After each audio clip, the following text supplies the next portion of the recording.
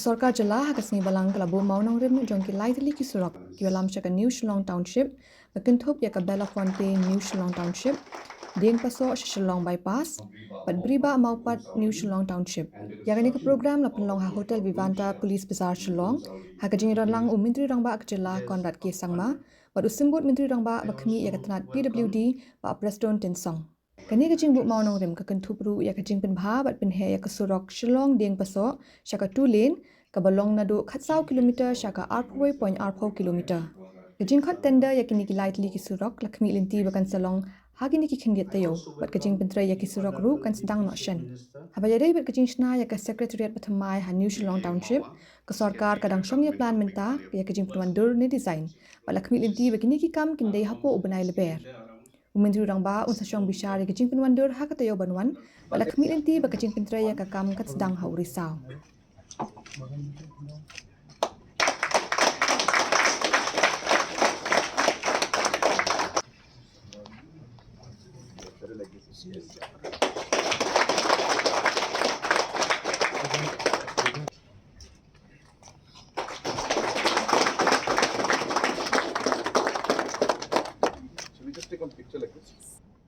I used to think myself when some people commented maybe in the YouTube or in the media saying that Meghalaya is going downwards. I don't believe. And why should we believe too?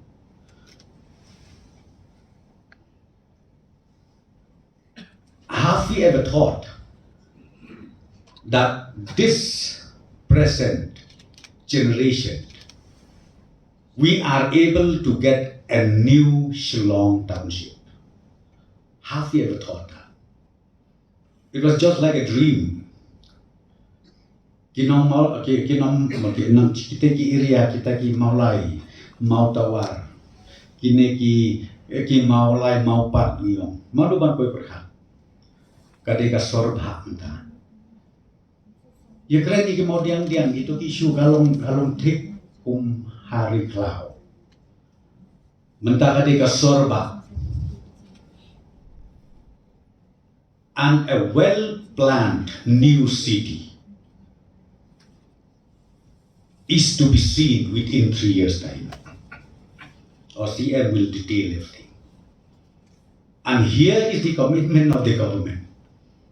We are committed, and I would like to fervently request Kinong Yalam Shnong Kinong Yalam Tao. Ya trelang batngi ka sorkar nanta kumalaong manay secretary yung urban affairs.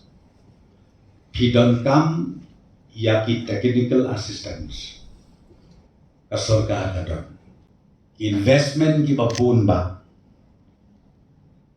kapag kasorga kalastan. Sa kendit teligis nem ya ka secretariat but the office sorga tar will be shifted. But mapi kinong ilam shnong hakite ki area.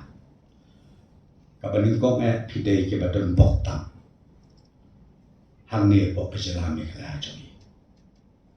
Baka capital jomi benta. Ka state capital. Omshu ha ul Shillong. Nrei kandei hang te po di Shillong.